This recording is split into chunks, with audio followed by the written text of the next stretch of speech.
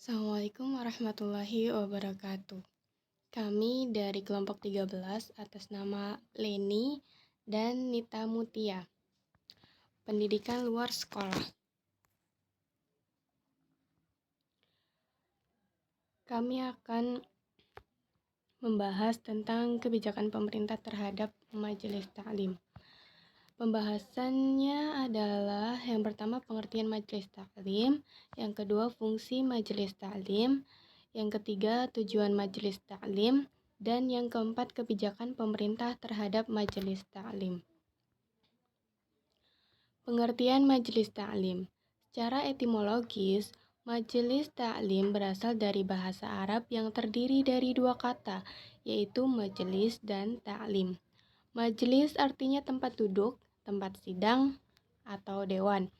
Dan taklim yang diartikan dengan pengajaran.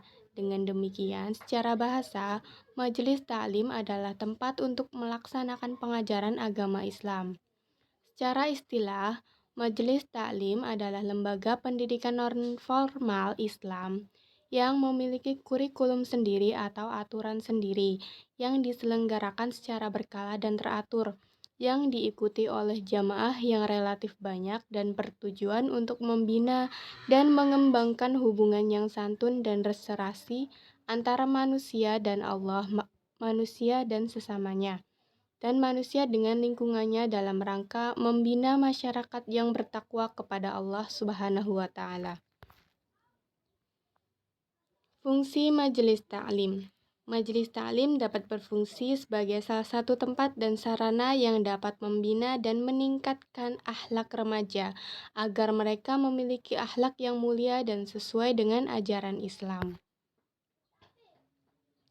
Menurut Hasbullah, fungsi majelis taklim dibagi menjadi 5, yaitu yang pertama, dapat membina dan mengembangkan ajaran Islam dalam rangka membentuk masyarakat yang bertakwa kepada Allah Subhanahu wa Ta'ala. Yang kedua, sebagai taman rekreasi rohaniah karena penyelenggaraannya bersifat santai. Yang ketiga, sebagai taman rekreasi rohaniah karena penyelenggaraannya bersifat santai. Yang keempat, sebagai ajang berlangsungnya silaturahmi massal yang dapat menghidupkan dan menyuburkan dakwah dan ukhuwah Islamiyah. Yang kelima, sebagai sarana dialog yang berkesinambungan antara ulama dan dengan umat.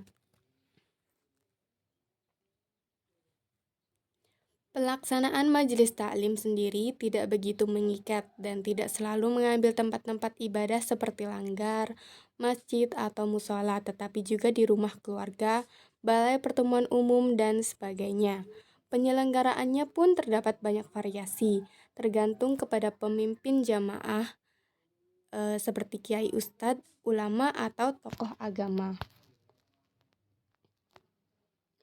Tujuan majelis taklim. Menurut H.M. Arifin, tujuan majelis taklim adalah pengukuhan landasan hidup manusia Indonesia pada khususnya di bidang mental, spiritual, keagamaan Islam, dalam rangka meningkatkan kualitas hidupnya secara integral, lahiriah dan batiniyahnya, duniawinya dan ukhrawiyah secara bersama sesuai tuntunan ajaran agama Islam, yaitu iman dan takwa yang melandasi kehidupan duniawi dalam segala bidang kegiatannya. Berdasarkan renungan dari pengalaman Dr. Hajah Tuti Alawiyah, tujuan majelis taklim dari segi fungsinya dirumuskan sebagai berikut. Yang pertama, sebagai tempat belajar. Maka tujuan majelis taklim adalah menambah ilmu dan keyakinan agama yang akan mendorong pengalaman ajaran agama. Yang kedua, sebagai kontak sosial, maka tujuannya adalah bersilaturahmi. Yang ketiga, mewujudkan minat sosial, maka tujuannya adalah meningkatkan kesadaran dan kesejahteraan rumah tangga dan lingkungan jamaahnya. Kebijakan pemerintah terhadap majelis taklim. Dasar hukum majelis taklim ada 5, yaitu yang pertama, Undang-Undang Nomor 20 Tahun 2003 tentang Sistem Pendidikan Nasional. Yang kedua, Peraturan Pemerintah Nomor 19 Tahun 2005 tentang Standar Nasional Pendidikan. Yang ketiga, Peraturan Pemerintah Nomor 55 Tahun 2007 tentang Pendidikan Agama dan Pendidikan Keagamaan. Yang keempat, Peraturan Menteri Agama Republik Indonesia Nomor 3 Tahun 2012 tentang Pendidikan Keagamaan Islam. Yang kelima, Peraturan Menteri Agama Republik Indonesia Nomor 13 Tahun 2004 tentang Pendidikan Keagamaan Islam. Selanjutnya, Peraturan Menteri Agama Nomor 29 Tahun 2019 secara keseluruhan terdiri dari 6 bab dan 22 pasal. Ke-22 pasal tersebut dapat dikategorikan sebagai berikut. Yang pertama, tentang ketentuan umum, dimulai dari bab 1 pasal 5 sampai 10. Kategori yang pertama ini, pemerintah membuat divisi tentang majelis taklim termasuk di dalamnya mencakup pembahasan definisi materi serta pemateri. Selain itu juga dijelaskan fungsi dan peranan majelis taklim dalam memberikan pengajaran di masyarakat. Yang kedua mencakup pendaftaran. Bab 2, pasal 5 sampai 10. Pada kategori kedua ini, pemerintah memberikan penjelasan tentang otoritas pendirian sebuah majelis taklim.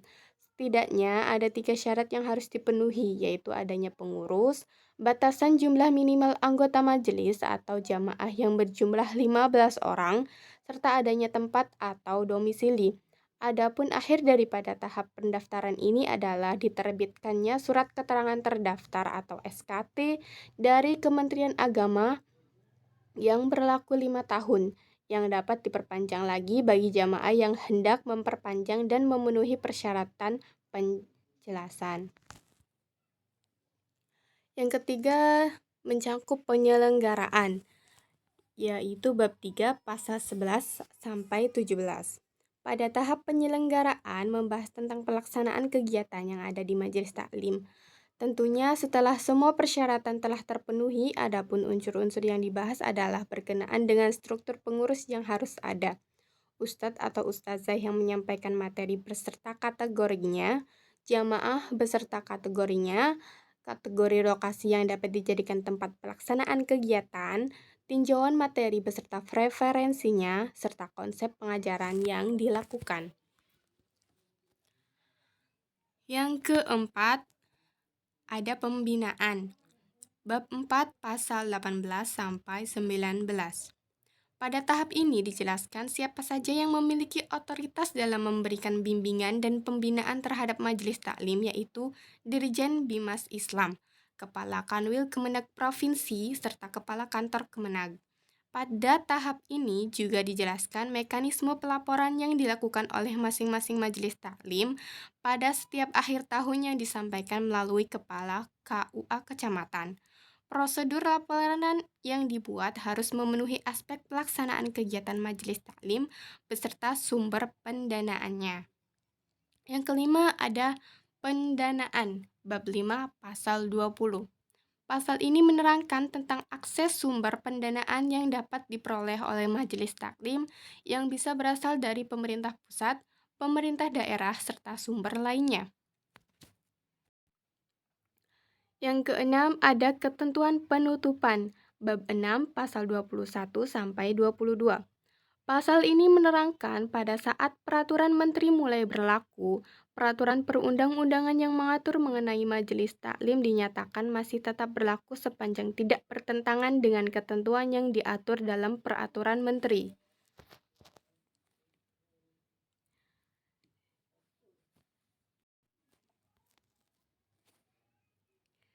Sekian presentasi yang dapat kami sampaikan. Kurang lebihnya mohon maaf bila banyak kekurangan datangnya dari kami, karena kelebihan hanya milik Allah semata. Billahi taufik wal hidayah. Wassalamualaikum warahmatullahi wabarakatuh.